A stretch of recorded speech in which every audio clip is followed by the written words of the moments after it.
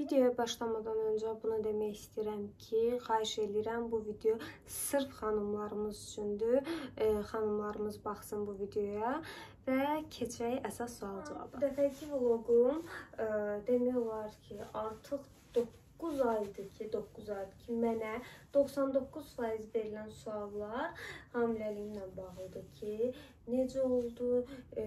Yəni Sofi əməliyyatla olmuşdu. Sofidən 4 ay sonra ikinci bəbiş gəlir. Hamı onunla bağlı suallar verib. Narahatçılıqlarınızı da başa düşürəm. Çünki çoxlarında həkimləri hamiləliklərini sonlandırıb. Və yaxud da ki, başqa problemlər də çıxıb. Mənim direktimə bununla bağlı çox suallar gəlmişdi. Bunların hamısını bir-bir açıqlayacağım. Nə yaşadığımı, 9 ay boyunca necə keçirdiyimi, dikişlərimin ağrılarını falan, hər bir şey. Amma ilk növbədə mən bu story-də paylaşdım ki, ən çox bildiyimi köməkli eləyəcəm. Suallarınızı verə bilərsiniz hamiləliklə bağlı. Düzdür, bir çoxunuz həkimliyə suallar vermişsiniz. Ona görə onları skrin edib cavablandırmayacağım. Çünki bilmədiyim bir mövzuda cavab verə bilməyəcəm. Mən ancaq yaşadıqlarımdan sizə örnək çəkə bilərəm. Birinci sual, bir il keçmədən hamilə qalmaq təhlükəli olmadımı? İlk növbədə bunu deyim ki, həm ikinci dəfə ana olmaq, hətta ikinci dəfədə yox, istəyərəm 4 uşağım olsun. Yəni Allah qismət eləsə, istəyərəm 4 uşağım olsun. Bunu qoyduq bir kənara.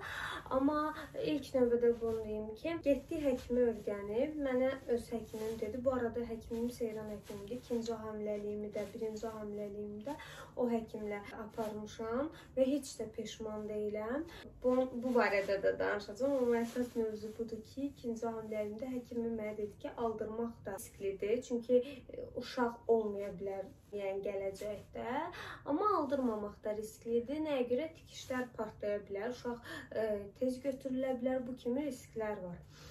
Amma biz səndən axıra qədər gedəcəyik demişdi inşallah. Hələ indiyənə qədər yadımdadır. Sadəcə olaraq mənə yataq rejimi demişdi, yatmalısan, yəni tikişlərin sakit olmalıdır. Hoppanıb, qaçıb, düşmək falan bu olmamalıdır. Düzü mən 9 ay yatmadım, 9 ay boyunca yatmadım. İşlərimizə görə məcburi gedirdik, gəlirdik. Yəni bu səbəbdən dolayı çox yatmadım, amma tikişlərimdə hələ ki heç bir problem yoxdur. 2 gün sonra əməliyyata girirəm. Şükür ki, heç bir problem olmadı. Bir çoxları mən direktimə yazırlar ki, bəs mənim həkimim uşağıma götüzdürdü ki, olmaz elə belə ziyandır, ya mənim tikişlərim partladı. Bu həkimdən asılı olan bir şeydir ilk növbədə. Bunu vurğulayım ki, birinci hamiləliyinizdə məsələn tikişlərinizin atılmağı falan hər bir şey çox önəmlidir. Şükür ki, mənim indiyənə qədər heç bir problemim olmadı və rahatçılıqla keçdim. Amma aralarda məsəl üçün ağrılarım çox olurdu. 7-ci aydan bu yana demək olar ki, çox zülüm çəkdim. Mən xəstəxanaya düşdüm. Nəyə görə? Çünki ağrılarıma dözə bilmirdim. Qarnımda tərpənməyi belə mənə əsəb stres gətirirdi ki, artıq dözə bilmirəm. O qədər ağlayırdım, nə bilim, cüzi bir şeydən əsəbləşirdim ki, indi də əsəbləşirəm. Yəni, o 2 günü tez keçməyini istəyirəm. Bilirsiniz necədir əslində, hal-hazırda sızıltı var, yəni bir yer sızıldayarı. Bax, elə bir sızıltı var, sadəcə o sızıltı dinmir. Neçə aylardır, günlərdir, saatlardır mənlə bərabər gedirdi, artıq o cüzi bir ağrıya belə dözümüm qalmayıb. Yəni bu çətinlikləri var. Növbəti sual, hamiləlikdə çatlar oldusa nə etdin? Mən çox qəribə gəlir. Hamı mənə o sual verir ki, hamiləlikdə çatlarınızı necə apardınız? Yəni, halbuki mənim qarnım hal-hazırda çat-çatdır da və buna heç vaxt deməmişəm apardığımı, nə kremlə istifadə elədim, heç vaxt deməmişəm. Ən çox bu sualı vermişsiniz mənə. Mən çatlarımı heç bir şey eləməmişəm. Sofidə Jones Baby yağı sürtürdüm. O da həm uşaq deyirlər, xoş əllənir, həm də güya çat yaranmır. Amma yalan söhbətdir, dəridən asılıdır. Yəni nə vurursunuz vurun, xeyri yoxdur da, çat yaranır. Amma həm də ki, hamiləlikdən bir neçə ay sonra onlar çox cüzi bir ləkə kimi qalırlar. Heç hiss olunmur. Bu da uşağınızın sizə buraxdığı izdir. Məncə heç aparmağa belə ehtiyac yoxdur. Keçdi növbəti suala. Birinci hamiləlikdə daha çox şirin yerdin, yoxsa turş? Bununla bağlı o qədər deyintilər var ki, məsələn, mən ikinci bəbişim daha doğrusu cinsiyyətini bilməmişdən əvvəl turş xoşlayırsan ya şirin. Şirin deyəndə deyirdilər qızdı, turş deyəndə deyirdilər oğlandı. Amma bu çox boş söhbətdir. Çünki mən iki hamiləliyim ikisində də həm şirin aşərmişəm, həm turş aşərmişəm. Yəni bununla cinsiyyət ölçülmür. Növbəti sual, hamiləlikdə saç tökülməsi çatlara qarşı nə etdiniz? Çatları izah elədim. Saç tökülməsi məndə hər hamiləlikdə fərqli olur. Məndə saçlar tökülmədi, əksinə çox gürraşdı. Gördüyünüz kimi saçım tökülmür, gürraşıb. Amma bununla yanaşı baxımlar da eləyirəm. Sizə də məsləhət görürəm. Doğum sonrası depressiya ilə bağlı paylaşım etsəz sevinərəm. Doğum sonrası depressiya ilə bağlı Sofidə çox pis depressiyaya düşmüşdüm.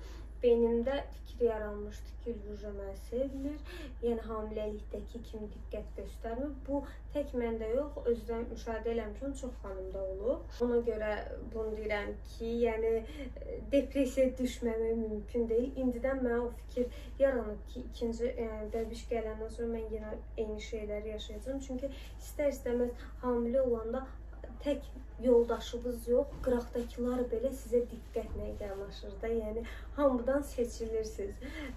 Boş yer varsa siz oturursunuz, nə bilim ilk yemək sizə verilir. Hörmət hər zaman sizə olunur deyə. Hamiləlikdən sonra depressiyaya düşməmək mümkün deyil ümumiyyətlə. Sonra niyə heç kilo almadınız? Bu genetikadan asılıdır, sözün açığı. Nə bir diyeta saxlamıram, nə bir şey, heç bir şeydə. Yəni yediyimi yeyirəm, yeyə bilmədiyimi yemirəm. Ona görə kilo almıram. Sonra növbəti sual, doğum yaşlı yoxsa kəsir? Doğum sağlamlıq baxımından əlbəttə ki, yəni doğum edə bilirsinizsə, doğum yaxşıdır. Kəsir bir şey ki, narkoz qəbul edirsiniz, sizi kəsirlər və bunun fəsadları sonradan çıxa bilər. Buna görə doğumu seçsəz daha məsləhətdir. Amma qorxursunuzsa, yəni ağrıya dözümünüz yoxdursa, kəsir seçməyiniz məsləhətdir. Çünki mənim bir çox yaxınlarım canlarında qorxu ola doğuma girib, amma stressdən qızdırma qalxıb, öz həyatında təhlükəyə atıb, uşağın həyatında təhlükəyə atıb. Yəni bir çoxları bir müddət sancı çəkib, sonra əməliyyata girib deyə və mənim özüm də həddindən artıq bir iynədən belə qorxuram deyə əməliyyata girmişdim Sofidə və əməliyyatdan sonra mənim bel sancılarım olmayıb. Bir çoxunuz da bu barədə sual vermişsiniz. Yəni bel sancılarım olmayıb. Mənə elə gəlir ki, bu da anesteziya eləyən həkimdən asılıdır. Sonra hamiləlikdə neçə aya qədər ürək bulanma olur? Bu fərqlidir. Eləsi var 9 ay çəkir. Məsələn, mən Sofidə 9 ay boyunca qusmuşam. Amma qaqaşda cəmi 2 ay, 3 ay ürək bulanmam olub.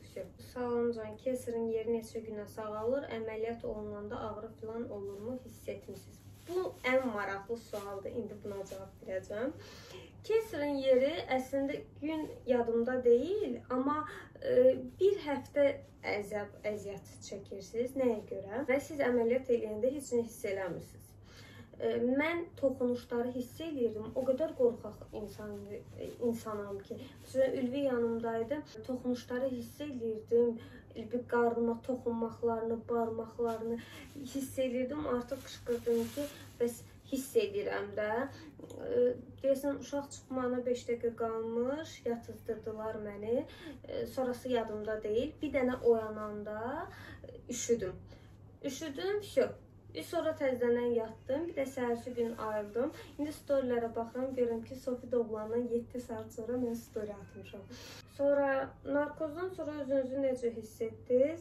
Narkozdan sonra bir dənə videomu çəkiblər. Onu aşağıdan verəcəm indi. Paylaşacağım, baxarsınız.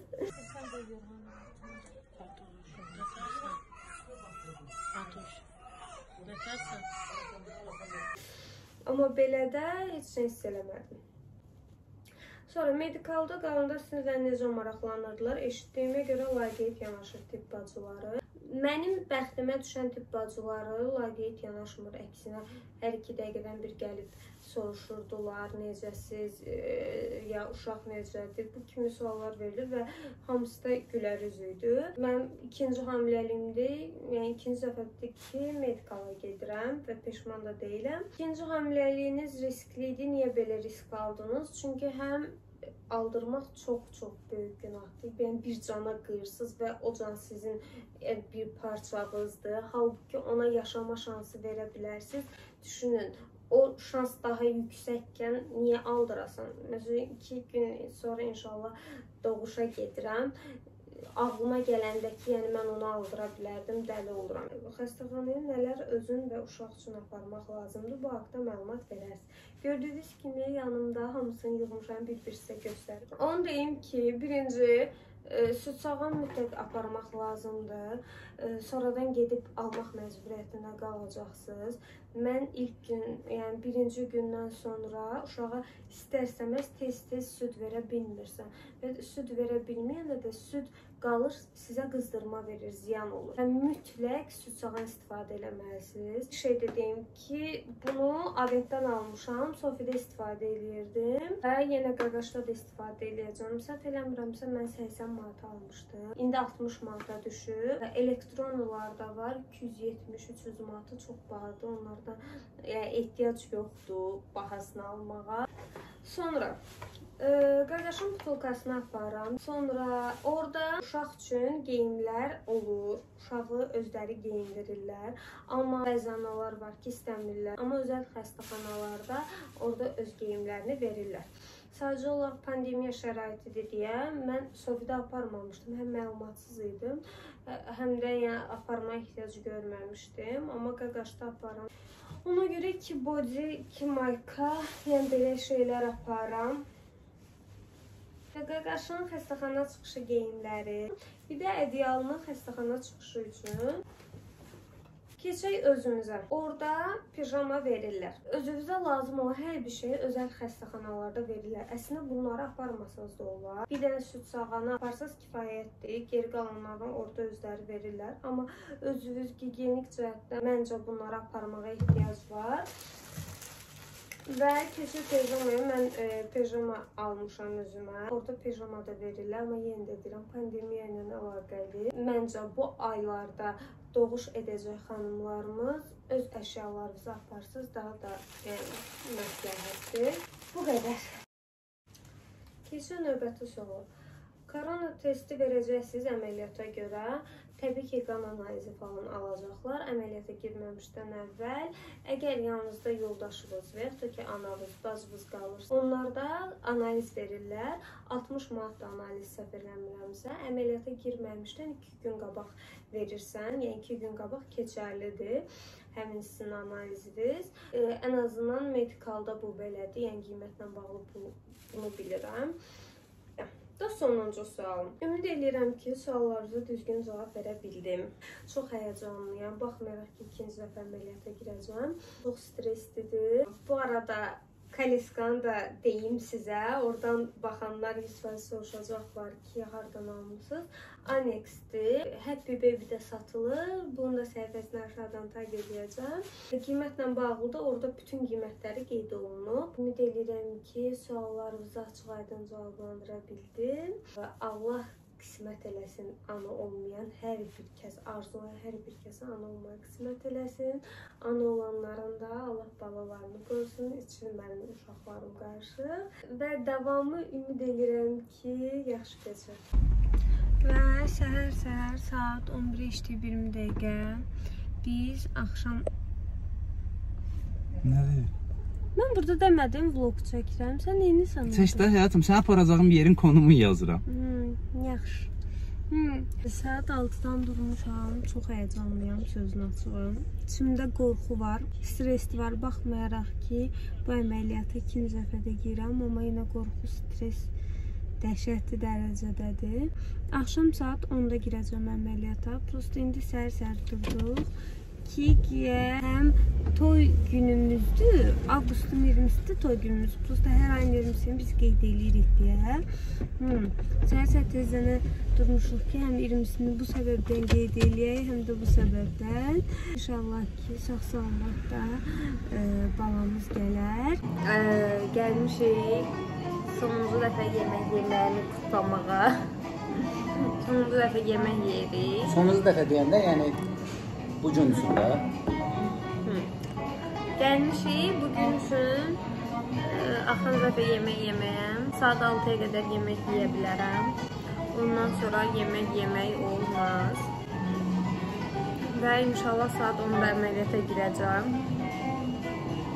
Nə geçən oldu saçlarım.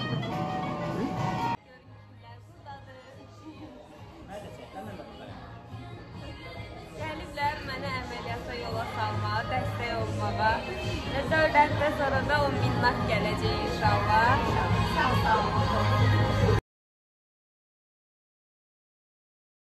Pia. Özünə bir Sofiya. Sofiyaya bir. Bu Sofiya, bu ata. Görsən bəyəndi, əsas uşağım bəyəndi. Sofiya. Açaq baxaq. Açaq görə burada nə var? Boy. Sofiya neçə yaşı var? Yenə ata. Bak, istəmir də. Yox, siz niyə gizlənirsiniz? Arzu düşmək istəmir, onu deyirdim. Gəlmişəm. Onlar məni yola salmaqdan mən gəlmişəm sağollaşmağa. O sağol falan eləyin də mən heç olmaz. Sağ-salamat, sağ-salamat. Mamamla qaymamam məni yola salırlar. Motivasiya edirlər. Mahnı səsi gəlmir amma. Əynizə biraz da...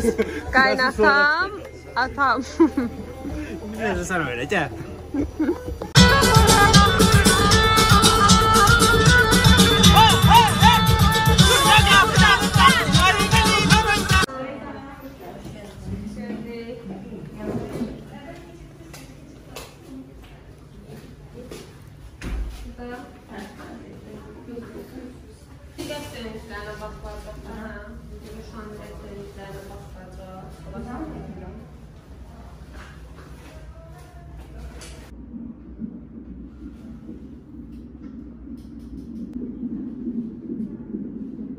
Səviyyə ölçülür, hal-hazırda şu an ölçülərindən sonra.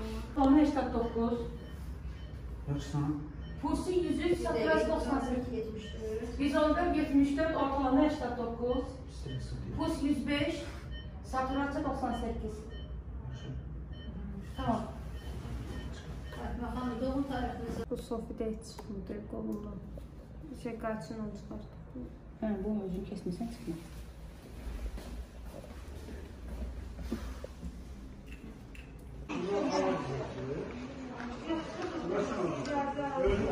Həyəcanlısan Fatimə.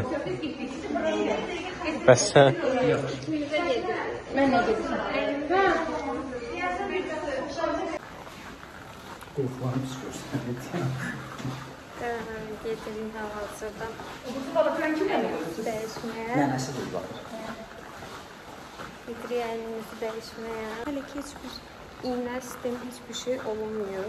Artıq geyindim. Qaldı bir dənə üşün geyinməyi. Mən də gedirəm aşağı geyinməyə.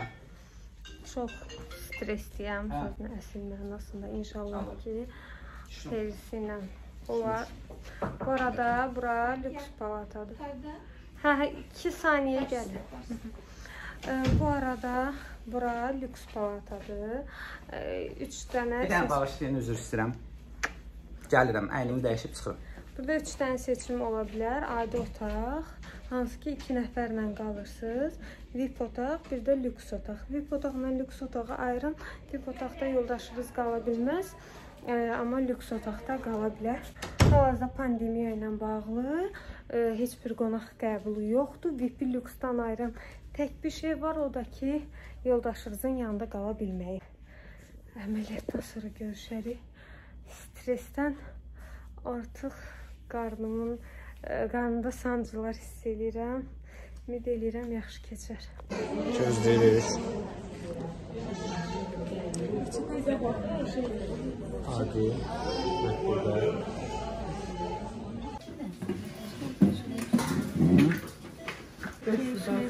Bilmirəm başlayıb. Eləməsə neymişsən sən? Dedi sağ da biraz. Doktor dedi sağ Biraz sağ olun, biraz çok. Ya yatmaq istəyirəm.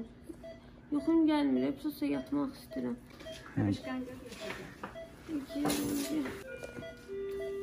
Heç nə istəyirəm. Bu arada adını hər dəfə çəkdiyim şeydən eksik. Bu dəfə canlı görüm. Həyəcandan sənəməz. Sürtmələrim hələ ki çox cüzdür. Hələ ki də heç nə hiss eləmirəm. Saxlanmaq yaxşıdır. Yaxşıdır. Geçən səfər dartılanda hiss eləmiş. Şirin yuxum gəlir. Sönüb sola, bürünüb yatar. Çirkin görsən nə olur? Çəkəyə? Bak. Tebrik edeyim. Televizyonda da.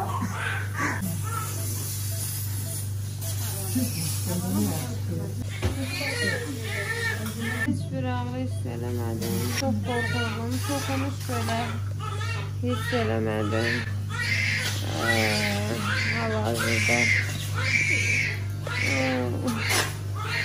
İçimə də hiss eləmirəm.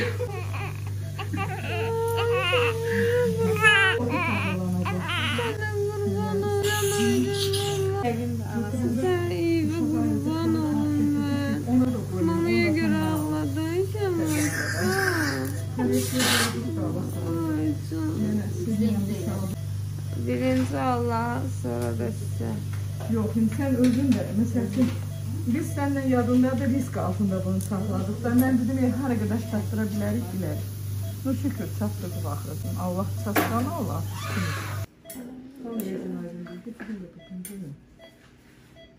Eşitdiyəcəm. Düşünməm. Və saat 8-i işləyib 19 dəqiqə. Əməliyyatımdan 10 saat keçib, amma heç bir ağrı yoxdur. Gözüm yaxşı hiss eləyirəm. Tək əməliyyatımda və əməliyyatdan sonra keçirdiyim ağrı üşümə idi. Başqa heç bir şey yoxdur hal-hazırda. Atan erkek balasıdır. İncitmeyin. Götürün. Deməli, saat 11-də artıq və məni ayağa durğuzdular. Korset bağlayıb qarnıma. Çox cüzi miqdarda Çok üşüyürəm. İliş üşüyür. Nəyə görə? Çünki dünən tərli çölə çıxıb indi üşütməsi tutub. Mənə gəldikdə isə əməliyyatdan heç bir ağrım yoxdur. Ağrı kəsici vurublar yəqin deyədir. Amma belə də əməliyyatdan çıxandan heç bir ağrı hiss eləmirəm. Bir dənə o üşütməkdən başqa gecə əməliyyatdan çıxıb üşütdüm. Amma belə də çox şükür ağrılarım yoxdur. Gördüyünüz kimi rahat yeriyirəm. Nə ağrım olsa deyəcəm. Prosta biraz elə bilirəm tez-tez döyünür. Onu da deyilənə görə dönəndən bəri ancaq yatıram, ayağa durmuram deyədir. Deməli, əməliyyatdan tam 24 saat keçib. Bir dənə buram ağrıyır, sinir ağrısıdır. Dünən əməliyyatda da ağrımışdı. Narkoza görə olub, sinir ağrısıdır. Mask çəkdilər və isti saxlamaq üçün əski qoydular. Bir də indi ayağa duranda çox cüzi qarnım tərəf ağrıyır. Başqa heç bir ağrı yoxdur. Yəni qorxulacaq və yaxud da ki iynə vurulacaq heç bir ağrı yoxdur hələ ki.